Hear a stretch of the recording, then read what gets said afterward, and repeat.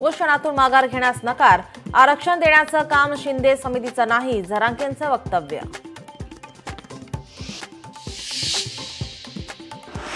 आरक्षण देण्याचं काम शिंदे समितीचं नाही, शिंदे समितीला पाठवणं म्हणजे राज्याचा आणि सरकारचाही अपमान, मनोज जरांगेंचा राज्य सरकारवर हल्लाबोल. आरक्षणाचा GR काढल्याशिवाय आंदोलन सोडणार नाही, जरांगेंचा निर्धार, तर आम्हाला 6 महिन्यांचा वेळ लागणार, शिंदे समितीचं उत्तर.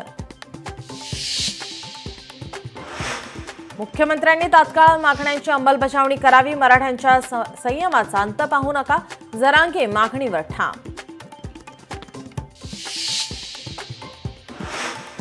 मुख्यमंत्री देवेंद्र फडणवीसांनी महाराष्ट्र अस्थिर करायचाय, जरांगेंची टीका, तर दुकानं पाणी फडणवीसांच्या आदेशानंच बंद केल्याचंही वक्तव्य.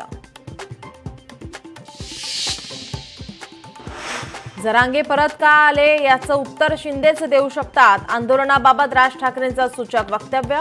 नवी मुंबईला जाऊन प्रश्न सोडवला होता, मग आंदोलक परत का आले, शिंदेंनाच विचारा, राज ठाकरेंचं वक्तव्य.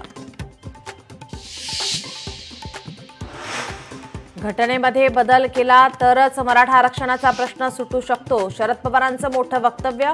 तामिळनाडूत 72% आरक्षण दिलं जाऊ शकतं, तर घटनेत बदलही करता येऊ शकतं, पवारांचं विश्लेषण.